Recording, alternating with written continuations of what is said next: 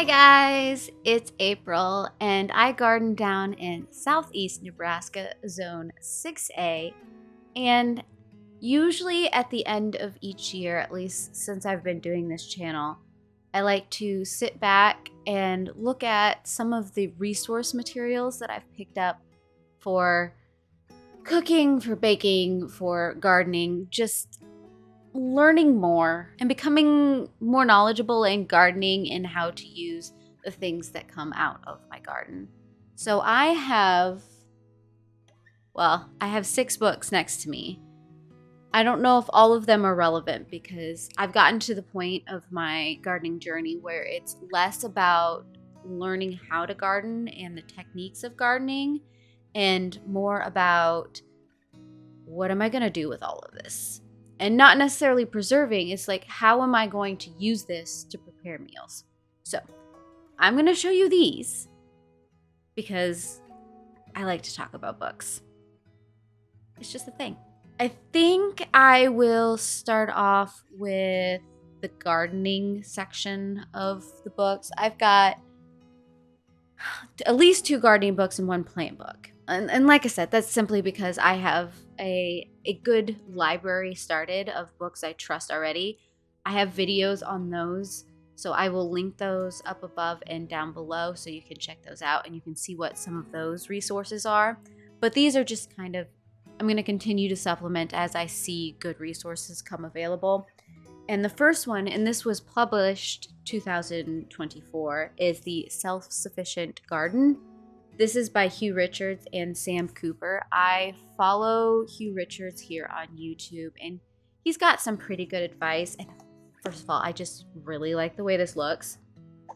But he does both of them, I guess. I can't just lay it on one person because there are 2 authors. They lay it out very logically, and I like that. So they break it up into seasons, into months, and they've got it, as you can see, tabbed. And then you can just find whatever you're trying to deal with. I mean, it breaks it down by, okay, you're in the polytunnel, or you're outside, or you're in the middle of winter, setting up the borders, the raised beds. That's mostly the green area, is the garden part of everything. And then you go into the red tabbed areas, and it's starting to deal with how you're using it. So like salads, you got some curries and things like that. It's very dense with information, and I'm okay with that because I am trying to start to find as many resources like this as I can that I trust, with the fact that AI writing has kind of muddied the waters of what is real and what isn't. So I'm only picking up things that either I have been following the author for a period of time, so I know that they know their information and they actually wrote it, or it's been published before 2023. It's kind of my stance right now. So this is the first book. The second book is one I got from my mom, and I've been practicing a lot of these methods because I got the gardening square when I first started gardening because everyone was talking about it, and it's the all new square foot gardening. This is from my mom's library. She was recently doing a clean out because they're doing some stuff with their house, and this is one of the things she's like, well, do you want it? And I'm like, sure, because I have never actually sat down and looked at the resource that kind of started it all. And so this is one of those things that I have been using out in my garden, but I've never actually sat down and read the resource materials. So some of it may not be relevant to me anymore, but just this back section where you're starting to look at all of the plants and the spacing and all of that, I find kind of interesting. So I have acquired this from my mom's. She's just gonna walk around like a nut. I have acquired this from my mom's library, and it is now going to be sitting on my resource shelf. And here's where we start to get into some of the fun little niche kind of things. So I did pick up this herbology magic book. I'm not a houseplant person, but there's something about terrariums and things like that that fascinate me, because my problem is I do have a pretty hard pollen, ragweed, outside allergy, which is why a lot of the time I just leave it outside, and inside is my safe space. So I don't have plants inside, but the thought of a terrarium, something that's self-contained and I don't necessarily have to maintain all that often because it maintains itself, kind of fascinates me. So I did pick this up just so I could, take a look at all of that.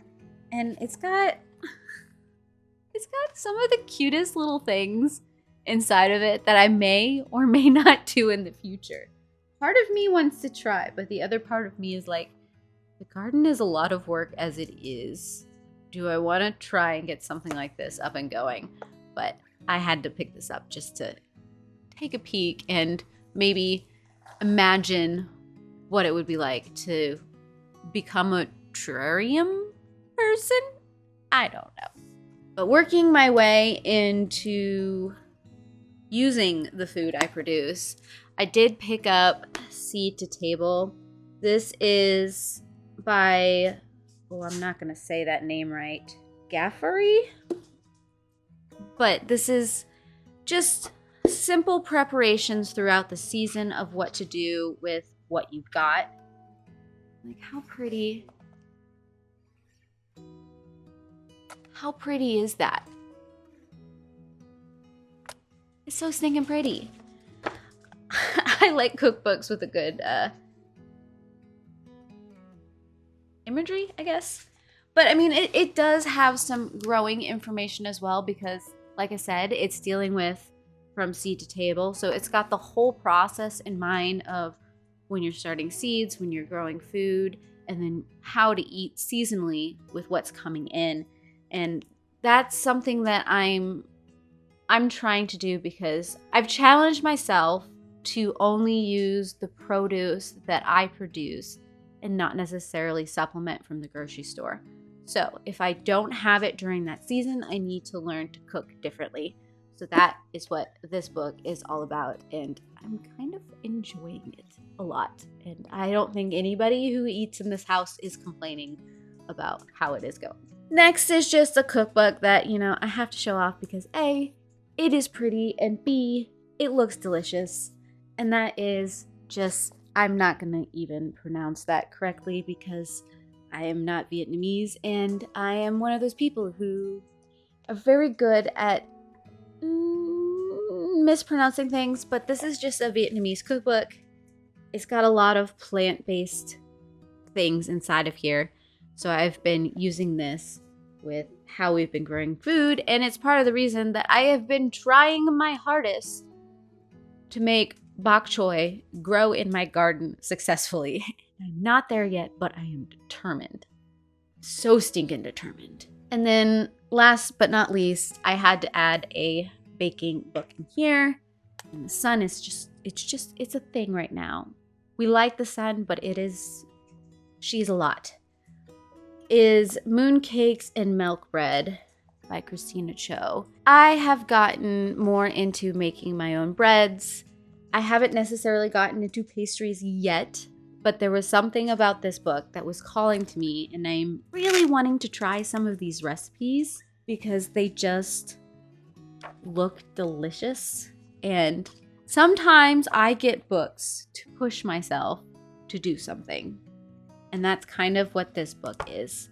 It's got all kinds of really fun looking pastries. And I imagine myself becoming the kind of person who doesn't necessarily buy my pastries as often as I care to admit that I do. So this is the start of that journey. I'll let you know how that goes. So those are just a few books that I have picked up in the last year. to help along with my gardening journey. My journey has shifted a lot since I've started gardening. I am entering my 5th season of gardening. So you can kind of tell that, okay, I'm comfortable with what's happening outside. I want to learn more of what's going on afterwards, and that's where my journey is at. But I also recommend that you go look at some of my other resource videos in case you're still on your gardening journey and you want to pick up some resources that you can trust on gardening. You can go check out those videos as well. And if you have any resources that you really enjoy, let me know down below because, like I said, I am trying to build up a library that I can trust and isn't filled with misinformation and things like that. So let me know. I really want to know. Otherwise, if you want to see more videos like this or you want to follow me on this upcoming gardening season, I am a couple weeks out from starting my first set of seeds that is coming. So if you aren't subscribed down below, hit the bell, do all the things to get all of the notifications. I also have an Instagram and Threads account that you can follow as well. I like to keep those updated with photos of how the seedlings are going, what produce is coming in, what I'm baking, that kind of stuff. And then I guess I hope I will see you again in another video. I heart your beautiful faces. Bye.